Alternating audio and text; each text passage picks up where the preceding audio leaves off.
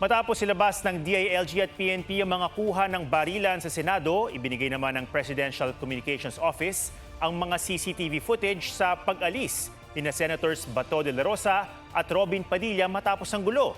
May report si Ian Cruz. Alas 2:30 ng madaling araw noong Huwebes, May 14, namataan sa hallway ng Senado ang isang nakabarong na lalaki na sinundan ng isang babaeng may bitbit na protective vest at isang lalaking nakakap at jacket. CCTV footages yan na inilabas ng Presidential Communications Office ngayong araw. Pagkumpirma ni DILG Secretary John Vic Remulla, sina Senators de la Rosa at Padilla nga ang nasa footage. The three individuals were identified as follows. The man in white was Robin Padilla. The man in the blue jacket was Senator Bato de la Rosa. Blue jacket na nakap. Yes, sir. Was Senator Bato de la Rosa. The Jane Doe is the assistant who was with them, unidentified. Sa isa pang kuha ng CCTV, halos sabay silang lumabas sa basement patungong parking area hanggang makasakay sa isang puting SUV.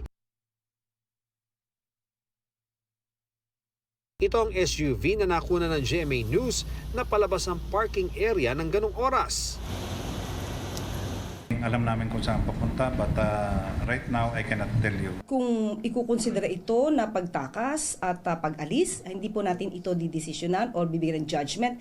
Pero sa paningin po ng Pangulo ay hindi po ito dapat nararapat. Nauna nang inamin ni Padilla na sa kanya ang puting SUV na nakuna ng GMA News. Sa panibagong ambush interview sa kanya, hindi pa rin niya direktang sinagot kung doon nga sumakay si De La Rosa. Sir, sabi niyo po last time pag may official investigation, magsasalita na po kayo. Ngayon po may pinalabas na CCTV na magkasunod po kayo lumabas. Ano pa kailangan sabihin ko doon? Nakita niyo na. So you confirm, sir, na magkasama po kayo noon nung lumabas po siya sa Senado? Hindi naman AI yun. Sir, saan kayo pumunta after?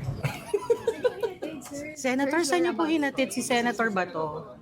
Maraming salamat sa inyo. Nakuha niyo na yung gusto niyo. Napanood niyo na. Palagay ko naman siguro makatahimik na kayo.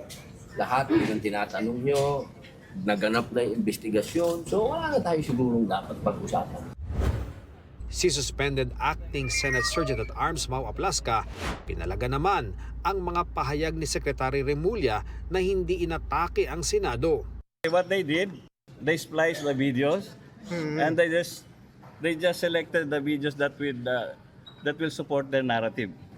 And I think it's not correct. What type of narrative, sir? What type of narrative are you saying? Yung sabi nila walang attack.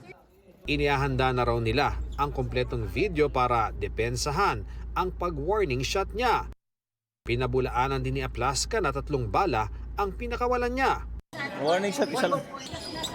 Kinumpirma naman ni Aplasca na nagkaroon nga ng meeting isang araw bago ang nangyaring barilan para sa karagdagang seguridad. I presided the meeting. Opo. There was no NBI then. Okay. Walang sinabi na magse-secure ang NBI.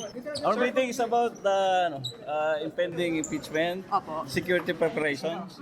I invited the security manager of GSIS. He was there. He did not say anything about the NBI arrival here.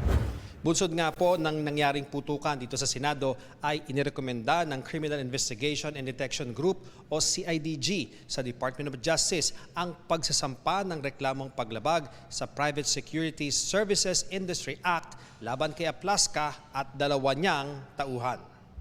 Firearms shall be used only when there is imminent danger. Imminent po imminent. And in self-defense or defense of strangers. Supposed to be, hindi rin po dapat magkakaroon ng mga warning shots. The NBI agent was the one who was assaulted. Aminado si Aplasca na hindi pa siya humaharap sa investigasyon ng CIDG. Pero na-turn over na raw ni Aplasca ang kanilang mga baril sa CIDG para isailalim sa ballistics examination. Ian Cruz, GMA News.